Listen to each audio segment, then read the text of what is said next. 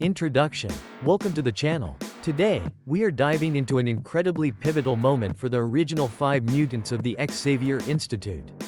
In this video, we'll explore the events that led up to the X-Men encountering strange psychic manifestations of their past enemies. We will see how they discover that Jean Grey's growing powers are causing her to project her subconscious fears into reality. We will follow the team as they bravely enter her mind, helping her confront the deeply buried childhood trauma of her friend's tragic death. And finally, we will witness how, once Jean regains control, the original 5 X-Men officially graduate from the Xavier Institute, ready to face the future together. Let's get right into the action. Part 38 X-Men, First Class Finals Number 2, 2009. The X-Men are on their way to investigate a mysterious mutant signal detected by Cerebro in a rock quarry just north of New York City.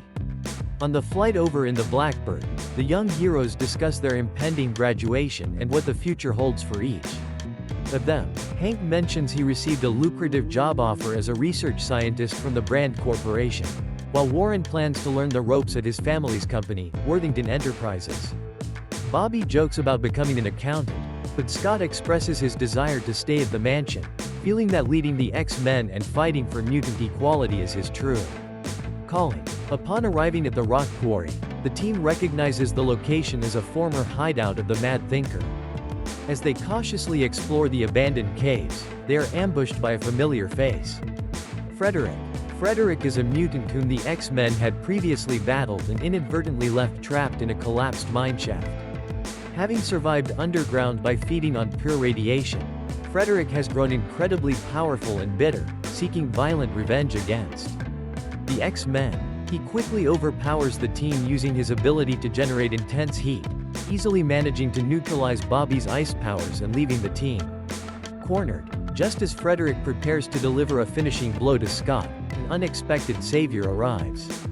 The Juggernaut suddenly charges through the cave walls, seemingly out of nowhere, and mercilessly pummels Frederick into submission before disappearing as quickly as he arrived. Confused by Kane Marco's sudden appearance and erratic behavior, the X-Men secure Frederick. They hand him over to FBI agent Duncan, who notes that the radiation is slowly consuming the vengeful mutant, putting an end to his threat. Back in the city, Scott and Jean take some well-deserved time off for a date in New York, trying to unwind from the chaos. As they walk through the bustling streets, they spot the Scarlet Witch on a television screen, proudly serving as a member of the Avengers.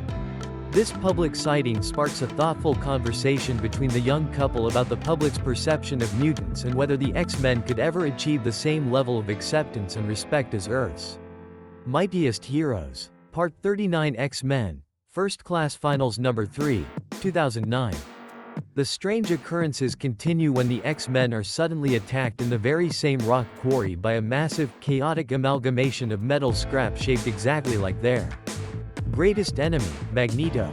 The metallic construct proves to be a formidable opponent, shrugging off the team's coordinated attacks.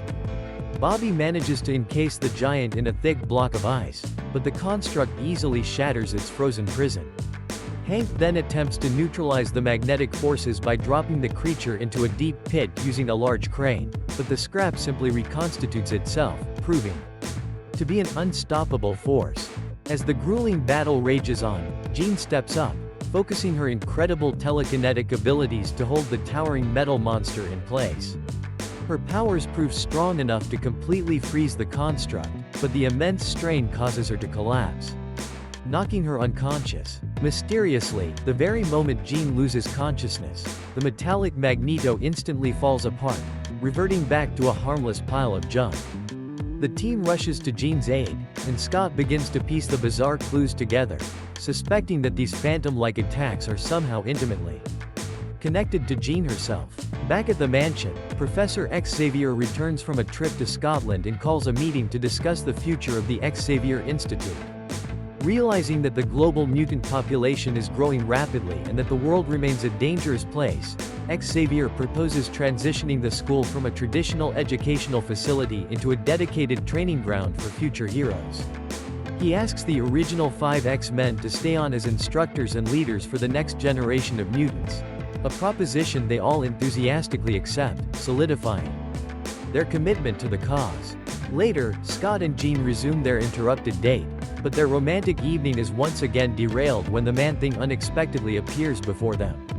The gentle swamp creature has traveled through a dimensional nexus, and rather than attacking, he offers the young couple a profound psychic vision of the future. The vision reveals a new, diverse team of X-Men taking up the mantle, including heroes like Banshee, and also shows Hank proudly fighting alongside the Avengers, comforted by the knowledge that their legacy will endure and that they will each find their own path. Scott and Jean embrace the future with renewed hope. Part 40 X-Men, First Class Finals Number 4, 2009. Following the strange manifestations of both the Juggernaut and the scrap metal Magneto, Scott shares his troubling theory with Professor Xavier. He realizes that the recent attacks were not orchestrated by their enemies, but were actually unintentional psychic projections created by Jean Grey's own subconscious. Her telepathic and telekinetic powers have been growing at an exponential rate, and as she struggles to control them, her deepest fears and anxieties are bleeding into reality, creating tangible, unstoppable threats. Recognizing the immense danger this poses not only to the team but to Jean herself, Xavier realizes that she has become trapped in a continuous, looping nightmare state. To save her, the professor guides Scott, Hank, Bobby, and Warren deep into Jean's mind, projecting their consciousnesses directly into her chaotic dreamscape. Inside Jean's mind, the X-Men find themselves navigating a surreal world where her memories are blending with her fears. They encounter mental recreations of past battles, fighting alongside Jean against illusions of the Lizard, Mastermind, and other old foes across rapidly shifting landscapes. Despite their heroic efforts to reach her, Jean remains locked in her defensive state, inadvertently lashing out at her friends as her powers spiral out of control. Xavier deduces that Jean is desperately hunting down anything in her memories that could potentially hurt those she loves. To break the dangerous cycle, Scott manages to break through her psychic defenses and speaks directly to her heart, convincing her that she must face her ultimate fear rather than fighting endless phantoms. Finally, Jean confronts the core trauma that first triggered her mutant abilities, the childhood memory of her best friend Annie being struck and killed by a car. By accepting the memory and facing the unstoppable, tragic nature of that event, Jean is able to process her guilt and fear, finally calming her chaotic mind. With the nightmare ended, the team awakens safely in the real world. To celebrate their hard-won victory and their incredible growth as individuals, the original 5 X-Men hold a private graduation ceremony, toasting to their lifelong bond. The heartfelt festivities are briefly interrupted when Xavier announces that Cerebro has detected a powerful new mutant on an island in the Pacific Ocean, prompting the team to excitedly gear up for what promises to be a well-deserved trip to the beach. Conclusion: if you enjoyed this recap of the X-Men facing their inner demons and officially graduating, please like the video and subscribe to the channel for more incredible comic book summaries. Let me know in the comments what your favorite moment from the original X-Men team was, and I'll see you in the next video.